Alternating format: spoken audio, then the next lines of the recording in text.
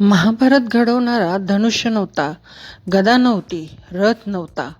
महाभारत घडवलं गेलं एका मेंदूने. तो मेंदू होता शकुनी. पण प्रश्न हा आहे, शकुनी खलनायक होता की सुडाने पेटलेला राजा? आमच्या पीस विदिन चॅनलमध्ये आपले खूप खूप स्वागत. शकुनी कोण होता? शकुनी गांधार देशाचा राजपुत्र, गांधारीचा भाऊ आणि कौरवांचा शॅडो मेंटॉर. तो कधी रणांगणात उतरला नाही, पण प्रत्येक युद्धाची पहिली चाल त्यानेच खेळली. शकुनी तलवार नव्हता, तो बुद्धीचा विष होता. हस्तिनापूरने गांधार देशावर अन्याय केला. राजा सुबल आणि त्याचा संपूर्ण परिवार कैद झाला. अन्न इतकं कमी दिलं जायचं की एका वेळी फक्त एकाला जिवंत राहण्याची संधी होती. शेवटी संपूर्ण परिवाराने ठरवलं, आपण मेलो तरी चालेल, पण शकुनी जगला पाहिजे. हाड, श्वास, अश्रू सगळं त्याच्या हातात दिलं गेलं. हस्तिनापूर नष्ट कर, हा आमचा शेवटचा श्वास.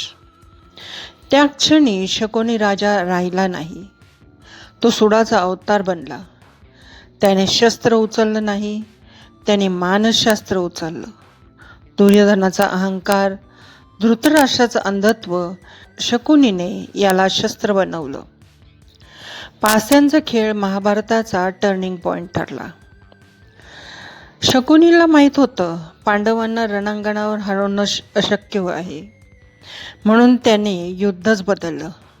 युद्ध तलवारीने नाही तर पास्यांनी जिंकलं जाईल.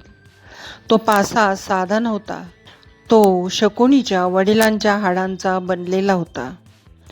प्रत्येक फेक युधिष्ठिर हरत गेला. राज्य, भाऊ आणि शेवटी द्रौपदी. शकुनीने स्वतः द्रौपदीचा अपमान केला नाही, पण त्या अपमानाचा दरवाजा उघडला. कधीकधी सर्वात मोठा गुन्हा स्वतः न करणं नसतो, तर तो घडू देणं असतं. महाभारताचं युद्ध तलवारीने जिंकलं गेलं, पण ते युद्ध शकुनीने आधीच जिंकलेलं होतं.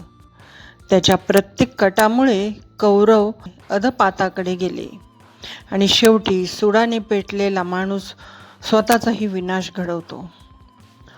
तो दुष्ट होता की अन्यायाचा बळी? जर गांधारचा विनाश झाला नसता तर शकुनी असा झाला असता का? महाभारत शिकवते, अन्यायाचं बी संपूर्ण वंश जाळून टाकतं.